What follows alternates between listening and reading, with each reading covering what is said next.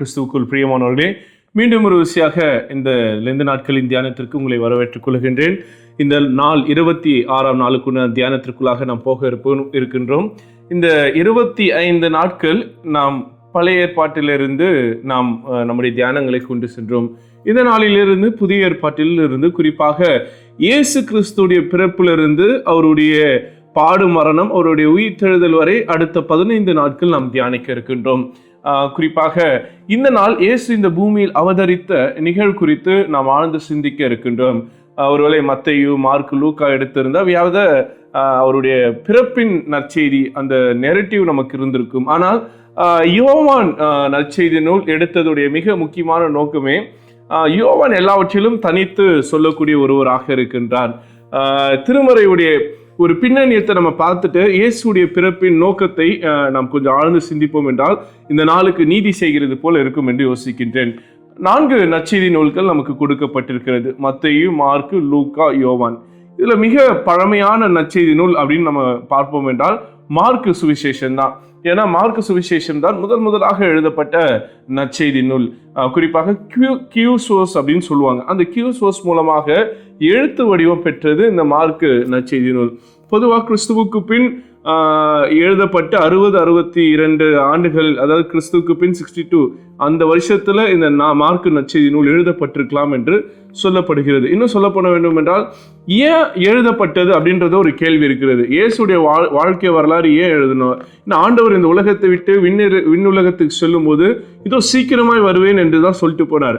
அப்ப சீஷர்கள் ஆண்டவருடைய வருகை இமிடியேட்டா நடைபெறும் என்று அவருடைய வருகைக்காக அவர்கள் காத்திருந்தார்கள். ஆனால் அவருடைய வாழ்க்கையில் அவரோடு இணைந்து வாழ்ந்த மக்கள் ஒவ்வொருவராக இறந்து போக போக ஆண்டவருடைய வரலாற்றை அடுத்த தலைமுறைக்கு, அடுத்த ஜெனரேஷனுக்கு கொண்டு செல்ல வேண்டும் என்ற ஒரு நெருக்கடி இருந்தது. அதனாலதான் ஆண்டவரோடு இருந்த அப்போஸ்தலர்கள், ஆதி திருச்சபை இறை மக்கள் ஆண்டவருடைய வரலாற்றை அங்குமிங்குமாக பதிவு செய்தார்கள்.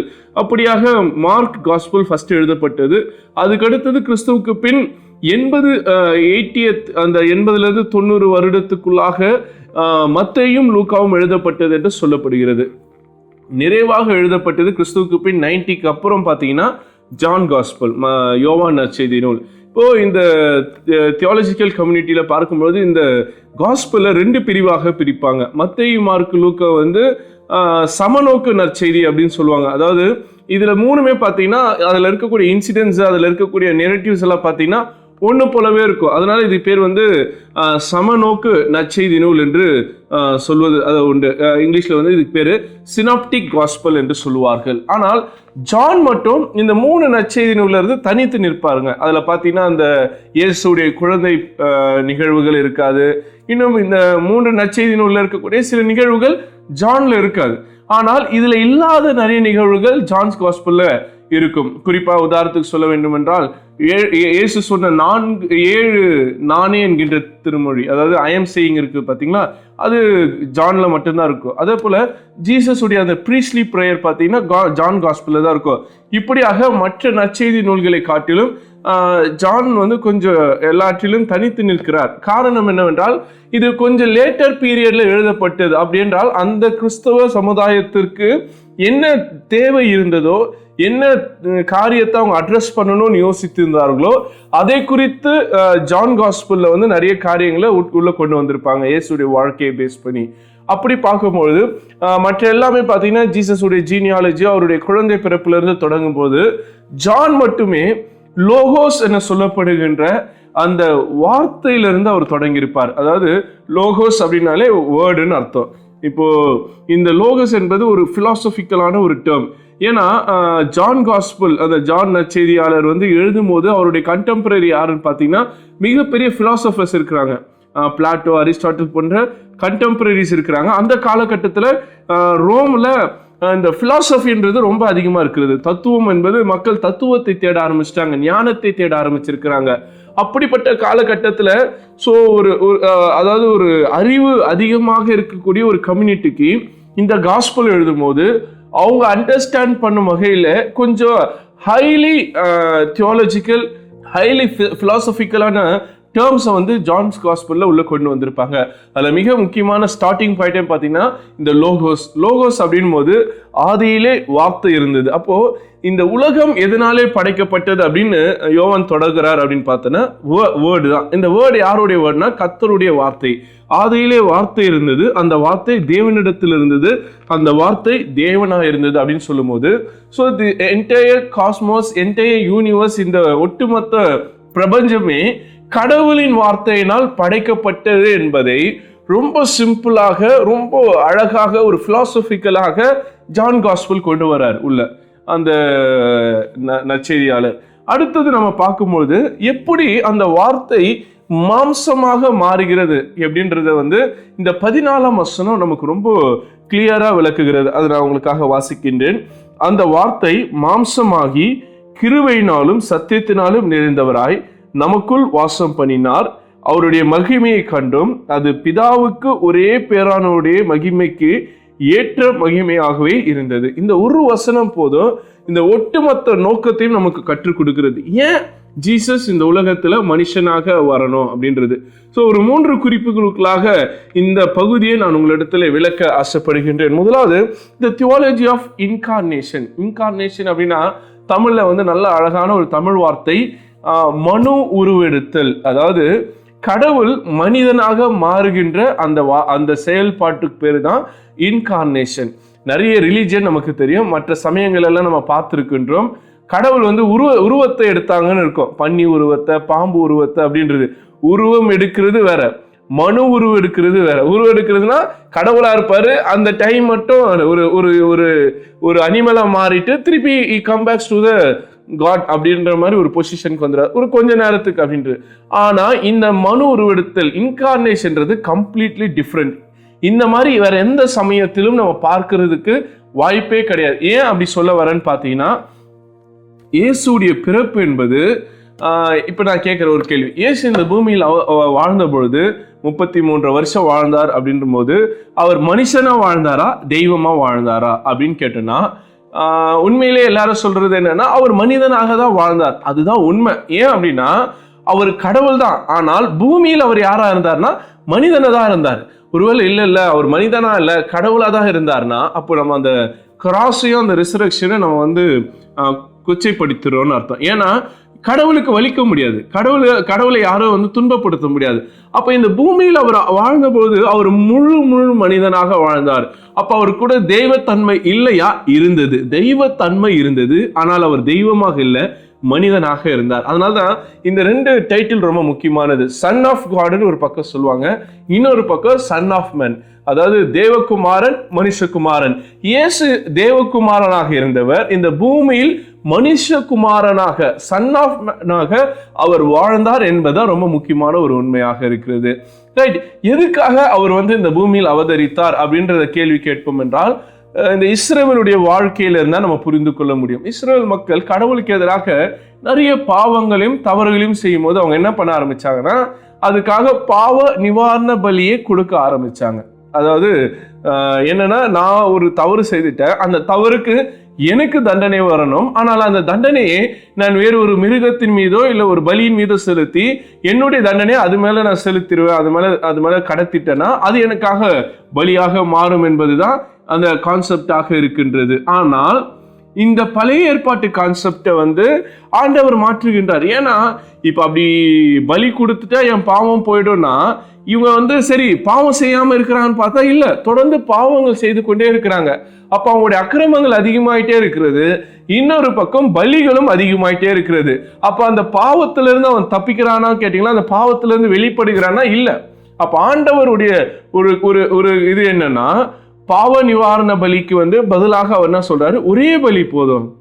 அதாவது சர்வாக தகன பலி அப்படின்றது வந்து கிறிஸ்து நம்முடைய பாடுகளுக்காக, நம்முடைய பாவங்களுக்காக அவர் இந்த பூமியில் அவதரித்து அவர் மீது சுமந்து கொண்டு அவர் நமக்காக பலியாக மாறுகின்றார். அப்போ இதுதான் இந்த கான்செப்டோட ஐடியாலஜியாக இருக்கிறது. இப்ப அடுத்ததாக இந்த 14ஆம் வசனத்துக்குள்ள நம்ம போவோம் என்றால், இந்த வார்த்தை மாம்சமாக மாறுகிறது. அதாவது அந்த வார்த்தை மாம்சமாகி கிருபையினாலும் சத்தியத்தினாலும் நிறைந்தவராய். அப்போ வார்த்தை, ஏனென்றால் ஆதியிலே தேவன் உலகத்தை படைக்கும் போது எப்படி படைத்தார் நமக்கு தெரியும். ஆதியாகமம் முதல் அதிகாரத்துல நம்ம வாசிக்கின்றோம், தம்முடைய வார்த்தையினாலே அவர் சொன்னார், அது நிறைவேற்றது. அது போல இந்த வார்த்தைக்கு அதிகாரம் உண்டு. அந்த வார்த்தை என்னவா மாறுகிறது என்றால் அது ஒரு மனிதனாக மாறுகிறது. அந்த மனிதன் தான் யாருன்னா இயேசு கிறிஸ்து என்பதை நாம் புரிந்து கொள்ள வேண்டியதாக இருக்கிறது. அப்ப இன்கார்னேஷன்னா கடவுளுக்கு ஒப்பானவர், கடவுளுக்கு நிகரானவர் இயேசு கிறிஸ்து, வார்த்தையானவர். அவர் இந்த பூமியில் மாம்சமாக ஒரு மனிதனாக அவதரிக்கிறார். காரணம் என்னவென்றால் நம்மை மீட்பின் பாதையில கொண்டு செல்வதற்காக, நம்மை மீட்டெடுப்பதற்காக, அந்த நிலை வாழ்வுக்குள்ளாக நம்மை அழைத்து செல்வதற்காக. ஒருவேளை முதல் ஆதாம் அப்படின்ற கான்செப்டை நம்ம யோசித்து பார்ப்போம் என்றால், முதல் ஆதாமை யோசித்து பார்ப்போம் என்றால், முதல் ஆதாம் பாவம் செய்யும் போது அவரை கடவுள் ஏதேனிலிருந்து வெளியே அனுப்புகிறார். இப்போ அவருக்கு என்ன மிஸ் ஆகுதுன்னா, அந்த ஏதேன் தோட்டத்தின் அந்த நிலை வாழ்வு அவருக்கு இல்லாம போகுது. இப்போ இரண்டாம் ஆதாமாக கிறிஸ்து வந்ததுடைய நோக்கம் என்னவென்றால், அந்த மிஸ்ஸான, அந்த விட்டு போன அந்த கடவுளுடைய நிலை வாழ்வை நமக்கு பெற்று தருவதுதான். அப்ப அந்த நிலை வாழ்வை பெற்று தருவதற்கு மீண்டும் நம்மை அழைத்து செல்வதற்காக, அந்த ரிசரக்ஷன் ப்ராசஸ் வழியாக நம்மை ரிடம்ஷனுக்கு நேராக மீட்பின் வாழ்வுக்குள்ளாக அழைத்து செல்வதற்கு தான் கிறிஸ்து மாம்சமாக மாறி இந்த பூமியில் அவதரித்தார். இது கொஞ்சம் ஹைலி பிலாசபிக்கலான, நமக்கு இது கொஞ்சம் கடினமா இருக்கும். ஏன் அவர் மாறினாரு, இல்லைன்னா அவர் ஏன் மாறுறதுனால எனக்கு எப்படி விடுதலை அப்படின்னு கேட்டீங்கன்னா, இது நம்ம இப்ப நான் ஒருத்தருக்கு விரோதமா பாவம் செஞ்சுட்டேன், இப்போ அவர் என்னை மன்னிக்கணும்.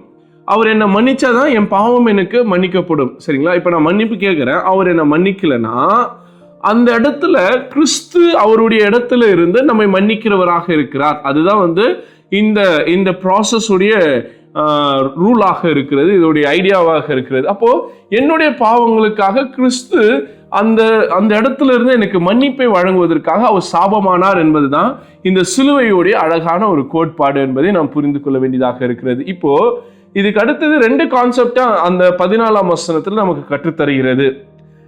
கிருபையினாலும் சத்தியத்தினாலும், அதாவது கிரேஸ் அண்ட் ட்ரூத். இது ரெண்டுமே ஒண்ணுக்கு ஒண்ணு அவர்கிட்ட இருக்கிறது. அதுதான் முக்கியமான ஒரு விஷயம். கிருபைனா நம்ம பாவம் செய்யும் போது அவர் நமக்கு மன்னிக்கிறார், நமக்கு மறுவாழ்வு கொடுக்கிறார். அப்போ இதெல்லாம் எதனாலனா ஒன்லி த்ரூ கிரேஸ். ஆண்டவர் கிருபை நிறைந்தவர், அதனால எனக்கு கிருபையினால இரக்கம் கிடைக்கிறது என்பதுதான் அவர் கிருபையை கொண்டவராக இருக்கிறார். ஆனால் இன்னொரு பக்கம் அவருக்கு இன்னொரு முகம் இருக்கிறது, அவர் சத்தியத்தை கொண்டவராக இருக்கிறார். அப்போ அவர்கிட்ட உண்மைதான் இருக்கும், அவர்கிட்ட பொய் என்பதே இல்லை. அப்போ எனக்கு அந்த கிருபையை நான் பெற்றுக்கொள்ளணும், ஆண்டவரிடத்துல இரக்கத்தை நான் பெற்றுக்கொள்ளணும், நான் உண்மை உள்ளவனாக இருந்தாதான். ஏன்னா ஆண்டவர் உண்மை உள்ளவராக இருக்கிறார். இப்போ சிலுவை என்பது நமக்கு 2 காரியத்தை கற்றுக் கொடுக்கிறது. ஒன்னு கிருபையை கற்றுக் கொடுக்கிறது, இன்னொன்னு உண்மையை கற்றுக் கொடுக்கிறது. அந்த சிலுவை இடத்தில் நம்ம வரும்போது, கிறிஸ்துவிடத்தில் நம்ம வரும்பொழுது நமக்கு கிருபை கிடைக்கிறது, அதோடு கூட நாம் உண்மை உள்ளவர்களாக இருக்க அது அழைக்கிறது. அப்போ கிருபை மட்டும் வேணும், நான் உண்மையா இருக்க மாட்டேன் அப்படின்னு சொன்னா நமக்கு கிருபை கிடைக்காது. இப்போ இது ரெண்டுமே கண்டிப்பா நம்ம வாழ்க்கையில தேவை. கிருபை வேணும்னா நான் உண்மை உள்ளவனாக இருக்கணும், ட்ரூத்ஃபுல்லா இருக்கணும். நான் ட்ரூத்ஃபுல்லா இருந்தேன்னா எனக்கு கிருபை கிடைக்கும். அப்போ இது ரெண்டும் பிணைந்து கிறிஸ்துவிடத்தில் காணப்படுகிறது. அப்போ இந்த மாம்சமான கிறிஸ்து நமக்கு கிருபையும் உண்மையும், அதாவது சத்தியத்தையும் கொடுக்கிறவராக, சத்தியத்தின் நிலை கொண்டவராக இருக்கிறார்.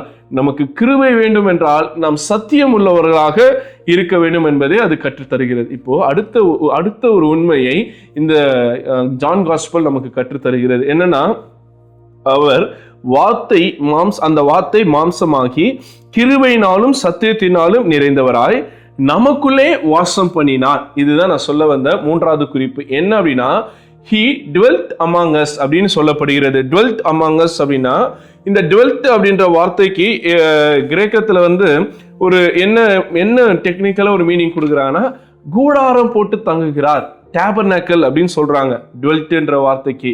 இது எதுக்கு ரெஃபரன்ஸ் அப்படின்னா, அவர் நம்ம இடத்துல வாசம் பண்ணுகிறார் அப்படின்னா, இஸ்ரேல் மக்கள் எகிப்திலிருந்து கானானுக்கு வரும்பொழுது அவங்க பயணப்படும் போது நடந்துட்டே இருப்பாங்க. அந்த மேகம் இறங்கின உடனே ஒரு டென்ட் போடுவாங்க. அந்த மேகம் என்ன பண்ணும், அந்த டென்ட்ல இறங்கிடும். அந்த கூடாரத்தை எப்போ கழட்டுறாங்களோ, அந்த கூடாரத்தை எப்போ ரிமூவ் பண்றாங்களோ அப்போ அவங்க நடக்க ஆரம்பிப்பாங்க. அப்போ அந்த ஏதாவது அவங்களுக்கு தேவை இருக்குது, அவங்களுக்கு ஏதாவது குழப்பம் இருக்கிறதுனா உடனே அந்த கூடாரத்துக்குள்ள போய் அதுக்கான பதிலை பெற்று வருவார்கள்.